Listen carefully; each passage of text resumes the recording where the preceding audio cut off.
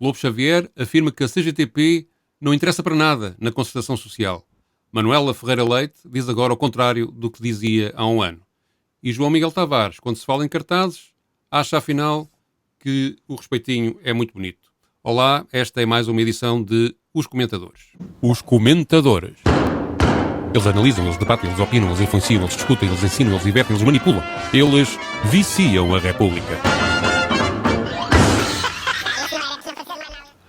Ora, cá estamos para mais uma edição dos Comentadores. Eu, Pedro Tadeu e o Nuno Ramos de Almeida, para comentar os comentadores deste país que pensam todos mais ou menos da mesma maneira e nós achamos que podemos dar aqui uma perspectiva diferente em relação a alguns assuntos. Vamos começar por uma escolha do Nuno, que é o Lobo Xavier. Queres dizer porque é que escolheste este... É uma repetição, já é a segunda vez que vamos falar sobre o Lobo Xavier. Deves ter ali um fraquinho por ele, não? Pelo menos pelos fatos. Pelo menos pelos fatos. Mas eu explico. É assim, o Lobo Xavier diz que a CGTP não interessa para nada em relação aos acordos de concertação social, o que não é exatamente verdade, e tu poderás explicar até com conhecimento da matéria, mas eu creio que há pelo menos 7 acordos assinados pela CGTP, e um deles sobre o salário mínimo, que era uma questão importante, que nem sequer foi cumprido. Portanto, a CGTP tem alguma experiência nessa matéria sobre a efetividade dos acordos. Mas a questão de fundo prende-se com aquilo que está escrito e com a situação social existente por parte dos trabalhadores portugueses. Já lá vamos então, vamos ouvir primeiro o Lobo Xavier para enquadrar melhor o que tu estás a afirmar, sim. Ok? Vamos a isto. E é um acordo muito importante que envolve as empresas e os trabalhadores e que tem as marcas fundamentais. Não são os benefícios fiscais, Alexandre, eu diria, depois veremos no orçamento, que são muito pouco significativos.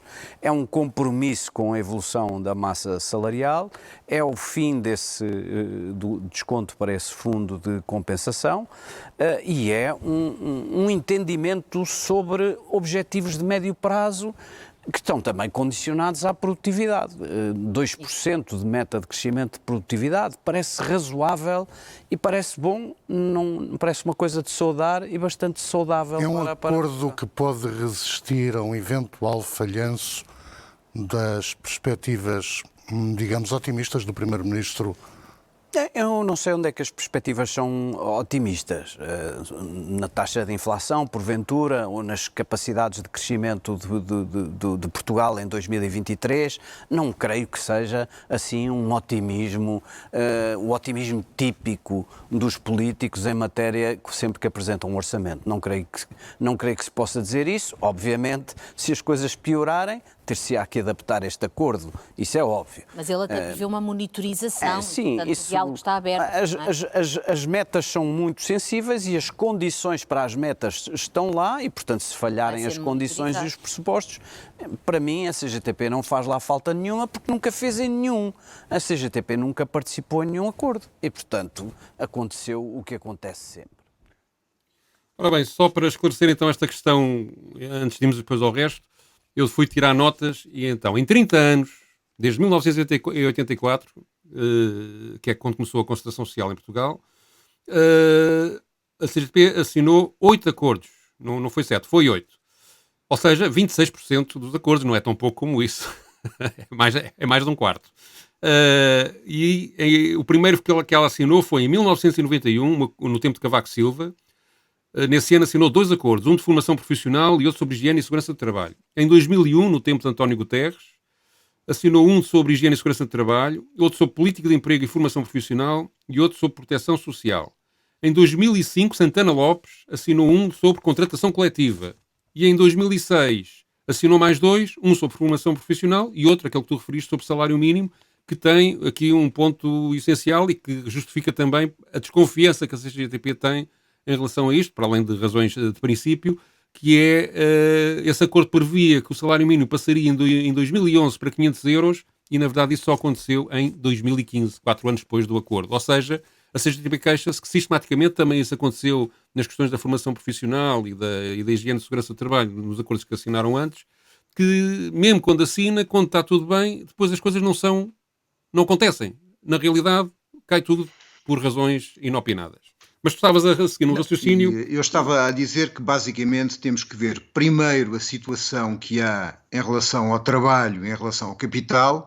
O Lobo Xavier fala de subir os salários em função da produtividade, mas o que tem acontecido nas últimas 2 décadas é que a produtividade tem subido e os salários não acompanharam.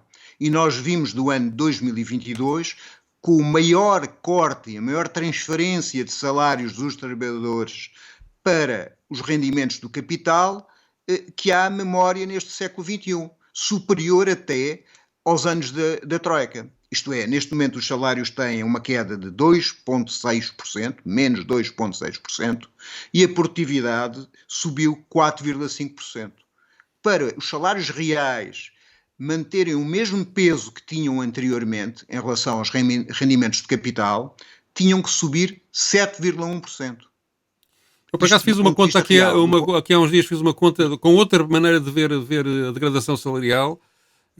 No início da concertação social fazia-se a negociação dos rendimentos em função da inflação do ano seguinte, a inflação Sim, prevista. Aí terias muito mais. E aí a diferença é muito maior. 8%, então é 7,1% mais 8% de inflação. Eu fiz uma simulação, se uma pessoa... preciso 15,1% de aumento para os salários estarem ao mesmo nível. Mas para uma pessoa ter uma ideia com números concretos, em 2010, quando começou a crise, sim, o salário médio em Portugal era de 899 euros.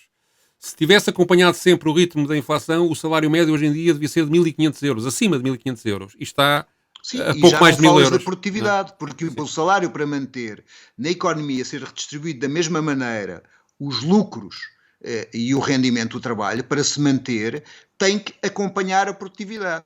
E nunca tem acompanhado. E aquilo que acontece, e aquilo que tem acontecido, e é uma coisa que é preciso ver, aquilo que tem acontecido ao longo deste tempo, é que isso não tem acompanhado. Tu reparas que em 2001, aquilo que era a parte dos salários no rendimento geral do país era 60,4%.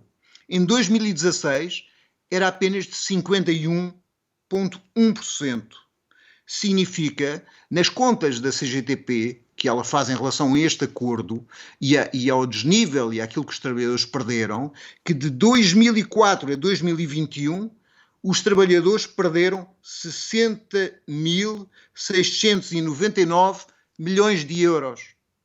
E Portugal, segundo as contas da Organização Internacional do Trabalho, foi um dos 4 países entre 180 onde o nível do trabalho, da valorização do trabalho em relação ao capital, mais desceu entre 2004 e 2017. O que quer dizer que este acordo tinha que ser muito bom para poder alterar esta situação. Acresce que este acordo prevê uma coisa, por exemplo, em relação à função pública, que os funcionários públicos possam perder entre 4% a 5% do seu rendimento. Atendendo que eles já perderam na última década 20%, significa que perdem 25% do seu rendimento. E nós estamos a dizer que o governo fez uma escolha política de pagar a dívida externa, de baixar a dívida pública, e fez um cenário macroeconómico que pode não se cumprir. Isto é, o governo prevê 2% de inflação, menos do que prevê a OCDE, menos do que prevê a Comissão de Finanças Públicas, e prevê 1,5% de produtividade, e não prevê nenhum mecanismo indexante. Isto é, aquilo que o governo negociou do ponto de vista real é que os cortes dos impostos para os patrões são dados agora. O previsível aumento de salários para 5,1 depende da vontade dos patrões, porque o governo só controla o aumento do salário mínimo e aquilo que paga na função pública. Tudo o resto depende da boa vontade dos patrões. Pior, o acordo é 4 anos, este acordo foi feito na concertação social, e prevê logo à partida que se alguma coisa correr mal, se anula a parte se anula o acordo, claro, ou é revisto. E o que vai correr mal... E ao afirmar que, isto é, a CGTP sabe a diferença entre um aumento real e um aumento nominal. O governo pode afirmar que pretende aumentar os salários 20% no espaço de 4 anos. Depende da inflação. Se a inflação for muito elevada, este aumento de 20% do ponto de vista nominal pode significar que o salário valha metade, desde que ele compre metade das coisas.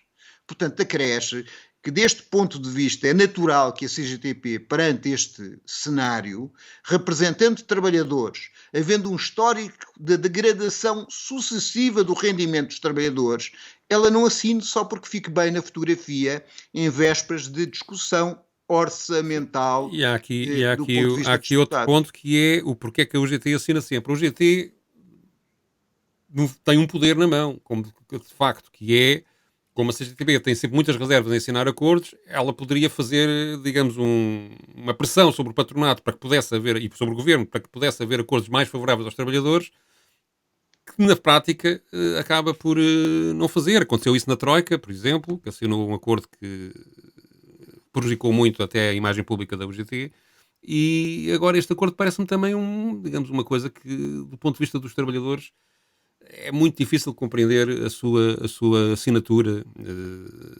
Quer dizer, numa altura em que estamos numa crise provocada por uma guerra que leva a uma inflação disparatada, uma imprevisibilidade muito grande. Termos um governo que, por um lado, acha que a prioridade é chegar a 0,9% do déficit. Até a União Europeia aceita que nós tivéssemos 3%, mas eles querem 0,9%. E do lado dos acordos, conseguir continuar a baixar, a manter uma moderação salarial que, digamos, é uma aflição para a vida das pessoas. É impossível para uma grande parte da população aguentar. Quer dizer, vão aguentar, mas quer dizer, é em sofrimento que vão aguentar uma pressão que de nenhuma maneira se justifica e que podia ser resolvida de outra maneira com um estímulo para o aumento de salário. Nós em 2020 tivemos o crescimento mais abrupto da população que estava em risco de pobreza. Passámos de 16,2 no ano anterior para 18,42, salvo erro. Tivemos na pobreza e pessoas pobres que trabalhavam, isto é, trabalhar já não permite às pessoas viverem dignamente. E esta é a questão de fundo. Nós temos que ter um país e uma sociedade em que aqueles que trabalham tenham o rendimento do seu trabalho e do valor que criam e que possam viver com dignidade. E esta escolha política por baixar o déficit é uma escolha muito pouco compreensível. Isto é, o governo vê uma oportunidade na inflação, podendo ter um PIB nominal mais elevado e abater mais o déficit, dizendo que o rácio do déficit público, da dívida pública, é um indicador que pode fazer com que os mercados vão, de alguma forma, castigar o país. Mas isso nem no passado se verificou. Dos 8 países que tiveram ajudas no tempo da Troika, 6 tinham rácios de dívida pública inferiores à média europeia. E nós, no pico da crise, tivemos que pagar 16% para obrigações há 10 anos, no mercado para nos financiarmos. E tínhamos um rácio de 120%. 10 anos depois, tínhamos mais que esses 120% e pagávamos 0,25% de juros de financiamento a 10 anos. Porquê é que isso acontecia? Acontecia porque o Banco Central Europeu, o que fez foi, na célebre declaração do Mário Draghi, foi dizer que em última instância ele defenderia a moeda a todo custo. Tu tens países como o Japão, que o ano passado tinham 270% de... Mas é dívida interna, Claro, tem dívida interna e emitem moeda, que é diferente, não é? Os Estados Unidos podem ter a dívida que interessar, que tiverem, que emitem moeda que vale como forma de pagamento para toda a gente, é uma moeda internacional. E, no entanto, financiavam-se a 0%. Quer dizer que esta escolha pela dívida pública, sem ter em consideração o desenvolvimento da economia, pode nos levar a uma recessão forçada muito mais forte daquela que teríamos e a uma situação de empobrecimento enorme, dramático, da maior parte dos portugueses. E é isto que o Governo não está a ver. Ora bem, este assunto continua na intervenção que eu escolhi da doutora Manuela Ferreira Leite, que dividi em várias partes. Vou começar porque ela diz sobre o acordo de concertação social que foi firmado pouco antes do orçamento ser apresentado na Assembleia da República. Do ponto de vista democrático, é absolutamente inaceitável. Por quê? Porque é minimização total da Assembleia da República. Eu devo dizer que se fosse deputada da oposição, demitia-me no mesmo dia, renunciava ao mandato. E renunciava ao mandato porque acho que é a minimização total da Assembleia da República, haver um governo que, na véspera da apresentação do orçamento, corta a palavra a toda a oposição, na medida em que assina um acordo de concertação social para 4 anos, primeiro tem maioria absoluta, e depois assina um acordo de concertação social para 4 anos com patrões e com salários mínimos, com...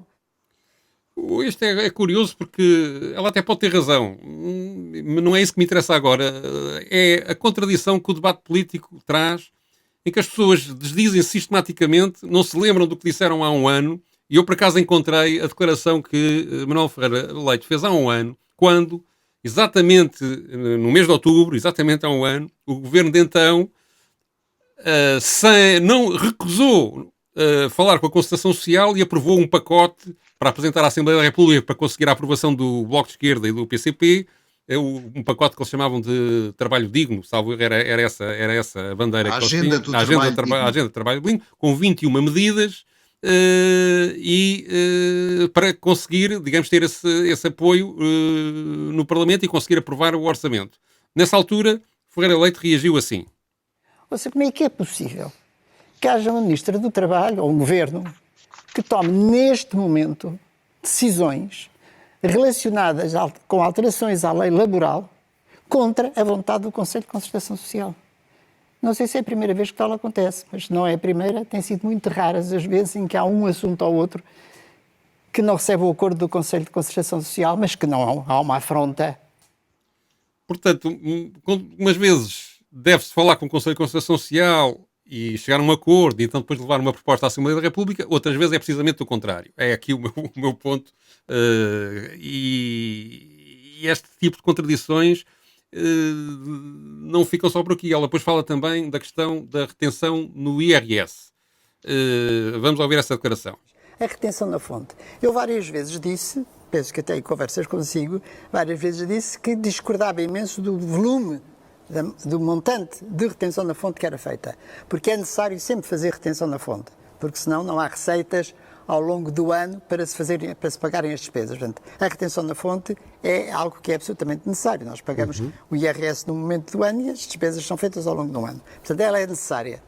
Mas sempre fui contra o volume ou o montante de retenção na fonte que era feito, de tal forma grande que passou a ser uma exceção o não se receber reembolsos no momento de fazer esse reembolso. Aqui a contradição é que ela, quando foi Ministra das Finanças, inventou uma coisa chamada PEC, o Pagamento Especial por Conta, em que as pessoas por recibos verdes, mesmo que não trabalhassem, tinham que pagar qualquer coisa, mesmo que não oferecessem nada. Isso, portanto, já acabou. E era uma tentativa de combate à fraude fiscal, mas, digamos, a ideia de que o Estado podia recolher impostos e guardá-los em quantidade excessiva e depois acessar contas mais tarde, ela foi uma das autoras dessa ideia. Parece-me aqui também uma contradição. Isto mostra que o jogo político muitas vezes leva a que a argumentação caia pela base porque as pessoas esqueceram do que disseram e isso eu acho que é mais grave do que isso, desculpa lá, Pedro, porque a questão é, tu tens o PS a votar contra as medidas do Código Laboral que pioraram sempre a situação de negociação dos trabalhadores em relação aos patrões. Quando é a oposição, quando chega ao governo, mantém exatamente as o PSD neste momento, aliás, uma das declarações que ela faz e que eu também já ouvi em pessoas do PSD é que o déficit agora não é importante, coisa que sempre foi o discurso contrário da parte deles. Não é? O que é engraçado que eles dizem que o PSD diz que o PS herdou do PSD a política das contas certas. O problema é que as contas certas são sempre para um lado e são incertas para o outro. Isto é, quando nós vamos ver a agenda do trabalho digno ou o investimento público e as promessas de investimento público, as contas não são certas, porque desde 2015 até agora, este governo, por cativações e por outros expedientes, fez com que mais de 5 mil milhões de euros não fossem investidos de facto.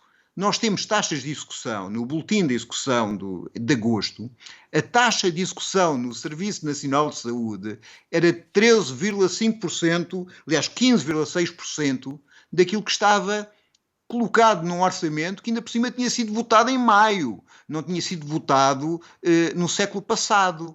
E nós temos que este ano houve 1.022 milhões de euros que não foram investidos nos setores sociais, não foram investidos naquilo que era suposto ser feito. E depois há uma questão sobre a concertação social. A concertação social só tem alguma eficiência do ponto de vista da justiça social se houver contratação coletiva. Eu, por exemplo, eu digo isto porque, enfim, emigrei para o Luxemburgo e já vou com este argumento 3 vezes, agora qualquer dia dizem que eu quero voltar para o Luxemburgo, mas emigrei para o Luxemburgo e todos os setores têm contratos coletivos. E é isso que permite a redistribuição do ponto de vista salarial. As pessoas têm aumentos por indexação, quando sobe a inflação, têm aumentos por mérito, têm aumentos por antiguidade. Só com contratação social os sindicatos têm capacidade de resistir e até de existir. Porque um dos grandes problemas que nós temos contratação coletiva hoje em relação à crise dos anos 80 é que nos anos 80, em 79, 60% da população portuguesa era sindicalizada e atualmente a percentagem da população portuguesa sindicalizada ou dos trabalhadores é de 15%, 15,6% ou 15%, é cerca de 15%. O que é que acontece? Na altura da crise do choque petrolífero, foi possível os sindicatos conseguirem aumentos de 22%. 22%. Agora, neste momento, com uma crise gravíssima, o que é que conseguiu a UGT e os patrões? Aumentos prometidos que podem não se realizar de 5,1%. Portanto, só a força do trabalho organizado, só a força sindical pode fazer uma concertação social que crie uma situação de maior justiça social. De outra maneira, é apenas uma espécie de operação de propaganda para aprovar as medidas de descontos dos impostos dos patrões. Porque as pessoas dizem que a riqueza é criada. Sim, a riqueza é criada, mas tem que ser distribuída. E ela está cada vez mais injustamente distribuída. E esse é o problema. Passamos agora a João Miguel Tavares, que com um assunto diferente, completamente diferente deste, que é a decisão de Carlos Moedas, Presidente da Câmara Municipal de Lisboa, de proibir a exibição a colocação de cartazes políticos no Marquês de Pombal, uma zona do centro da cidade de Lisboa. Deus. Então, não haver nenhuma espécie de critério... Uma indignação urbanística neste programa. Nenhuma espécie de critério onde tu metes os teus cartazes. Nenhuma espécie de critério. Não estou a dizer nenhuma, mas repara... Podes pôr quantos? 1000 ali, amontoas todos em cima uns dos outros? Não há dúvida. Mas o certo é que a retirada, sendo a retirada ilegal... Mas o João Miguel Tavares já defendeu uma coisa e o contrário. Pois, eu não estou agora estou... Como assim? Estou baralhado. Estou mareado também. Como assim? Tu és pela retirada ou pela não retirada? Não, sou pela retirada. Pela retirada. É uma questão de sensatez. Imagina que há eleições. Durante o período de eleições, tu deixas o argumento ali. Mesmo os da Iniciativa Liberal são tão engraçados. Sim, mas não é em qualquer lado. Mas vamos ver uma coisa. O argumento de que a democracia pode ser inestética... Não, mas o meu argumento é o argumento da sensatez. Eu não estou a dizer que tu não possas colocar... Isso Há 10 milhões de argumentos. Mas tu podes meter 20, queres meter os quê? 20 em cima da Torre de Belém, 300 em cima do Mosteiro de Jerónimos? João Miguel, nós passámos por um período em que todos os ajuntamentos eram proibidos, menos os ajuntamentos políticos. E, portanto, sabemos que isso tem uma relevância... Mas isso é argumento de 1974? Não é de 74. A primeira coisa que eu gostava de comentar aqui é precisamente este fecho. Isso é argumento de 1974, que se fosse uma coisa má. Vamos lá ver. Em 1974, depois do 25 de abril de 1974, aconteceram muitas coisas boas neste país. Uma delas podia-se fazer propaganda política, que era uma coisa que não se podia fazer antes. E, portanto, lutar ou tentar resistir à degradação da capacidade de se poder fazer propaganda política, como se fez em 74, é uma coisa boa. Não é uma coisa má e não é uma coisa antiga. É uma coisa que é preciso fazer agora. Aliás, esta discussão é mais importante do que parece. Eu, ao princípio, até tive reservas em metermos este assunto porque achava uma coisa um bocadinho paroquial. É lá uma coisa do Marquês de Pombal e dos Lisboetas e tal. Mas não, isto é mais importante. Até porque há um histórico. Já houve um tempo em que... Não, eu vou mais atrás até. Houve um tempo em que em Lisboa e no país todo, mas em Lisboa se colavam cartazes nas paredes, em todo lado. Já houve, portanto, esta discussão da moderação da publicidade, da propaganda política, já levou a que só se possa colocar essa propaganda em estruturas que não afetem os edifícios. Hoje em dia não vês cartazes colados nas paredes em nenhum sítio de Lisboa. Portanto, são montadas estruturas onde se colocam os cartazes. Portanto, já há, digamos, o bom senso que ele alega ali assim, já foi aplicado há muitos anos em Lisboa. O que se está agora a tentar é reduzir ainda mais o espaço. Começa-se pelo Marquês de Pombal e a seguir lá vai-se a cada vez mais sítios que considerem históricos, que é basicamente os sítios para onde as pessoas passam, onde haja circulação. E isto faz parte, digamos, de uma... Isto interessa a quem? A quem tem capacidade de fazer propaganda por outros meios, nos órgãos de comunicação social de mainstream, que tem meios para pagar outro tipo de propaganda, e quem utiliza estes meios de propaganda tradicionais vê o seu espaço cada vez mais reduzido. E normalmente são organizações que têm menos capacidade de influência nos média, nomeadamente na comunicação social mainstream. E, portanto, há aqui uma manobra política que eu acho que é discriminatória. E, finalmente, só para acabar, acho também que há aqui uma paixão do João Miguel Tavares em relação ao Carlos Moedas, ao Presidente da Câmara de Lisboa, que tenta desculpar uma coisa que, obviamente, o Carlos Moedas não podia fazer. Parece-me claro que só os tribunais podem ter capacidade para decidir este tipo de coisas e, portanto, há ali um abuso de poder que me parece totalmente incompreensível. Tenho dito. Bom, eu acho que o amor é muito bonito e acho que se o João Miguel Tavares gosta do Carlos Moedas é um problema dele e do Carlos Moedas. Agora, de facto, tu tens razão naquilo que afirmas, porque acontece que há de facto uma lei de 97/88 que possibilitava aos presidentes de Câmara, sob critérios relativamente difusos, tirando o critério de não pôr em causa a segurança das pessoas ou de não colocarem monumentos nacionais. Não há nenhum outdoor nos Jerónimos, como não há nenhum outdoor, 20 outdoors em cima da Torre Belém. Portanto, quer dizer, esses argumentos estão presentes na lei e não eram difusos, mas dava aos presidentes de Câmara autoridade, quase direito de pernada, sobre proibir a propaganda eleitoral nessas estruturas fora do tempo de eleições. E neste sentido é preciso dizer duas coisas. Primeiro, que a política não se faz apenas no tempo das eleições, como parece pensar o João Miguel Tavares. Sim, ele diz isso. E a segunda questão é que o Tribunal Constitucional não disse que não devia haver uma regulamentação. O que ele disse é que, ponto 1, o direito de fazer propaganda era um direito constitucional e que a sua regulamentação devia ser mais densa que apenas a opinião do Presidente de Câmara. O Presidente de Câmara, que acha que é um atentado à beleza do Marquês de Pombal, os cartazes das várias opiniões democráticas, mas pelos vistos não acha que seja um atentado à beleza da cidade, ela está numa perfeita lixeira. Ou não acha que a quantidade industrial de carros que passa no Marquês de Pombal, a ausência de transportes públicos capazes, sejam um problema da sua cidade? Portanto, isto parece mais folclore de um Presidente de Câmara que está a fazer muito pouco, para além de passar na comunicação social, do que de facto uma questão fundamental. Ele está-se a agarrar à violação da lei, porque ele está a violar um acórdão do Tribunal Constitucional, assinado por juízes e redigido por Assunção Esteves, que era até do PSD, para impular uma questão e esconder outras. Agora, há uma questão de facto importante daquilo que estás a dizer e que eu estou completamente de acordo, é que a democracia tem que ter formas de expressão que sejam possíveis à maior parte das forças políticas e os cidadãos poderem expressar-se.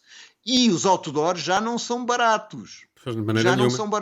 Já são uma forma de discriminação de classe à possibilidade dessa expressão.